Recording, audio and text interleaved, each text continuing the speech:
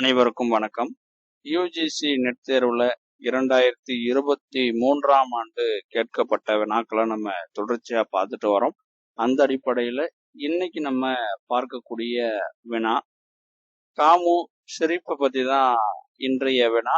அவருடைய படைப்புகளை அதனுடைய இலக்கிய வகையோட பொருத்தி பார்க்கணும். முதலாவதாக இலக்கிய வகைகளை பார்க்கலாம். ஆப்ஷன் ஏ கவிதை, ஆப்ஷன் பி கட்டுரை, ஆப்ஷன் சி நாடகம், ஆப்ஷன் டி குறுங்காவியம். அவருடைய படைப்புகள் முதலாவதாக கண்ணகியின் கனவு, இரண்டாவதாக மச்சகந்தி, மூன்றாவது ஒளி, நான்காவது புலவர் புகழேந்தி. படைப்புகளையும் அந்த படைப்புகள் எந்த இலக்கிய வகைமையை சார்ந்தது அப்படின்னு நம்ம பொறுத்துறது தான் இந்த வினாவினுடைய நோக்கம். இந்த வினாவிற்கான விடை குறிப்பை பார்க்கலாம்.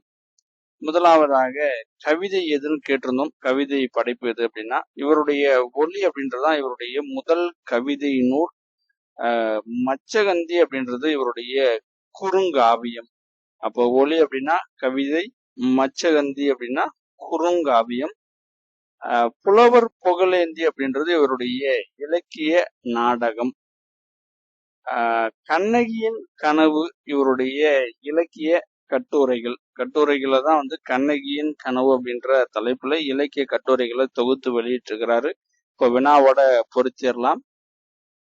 கவிதை இதுக்கு கவிதைக்கு ஒளி அப்படின்றதான் இவருடைய நூல். கட்டுரைக்கு கண்ணகியின் கனவு, நாடகத்துக்கு புலவர் புகழேந்தி, குறுங்காவியம் மச்சகந்தி. அப்ப இந்த வினாவிற்கான தெரிவு எப்படி அமையணும் அப்படின்னா ஏவுக்கு 3, பிக்கு 1, சிக்கு 4, டிக்கு 2. நன்றி.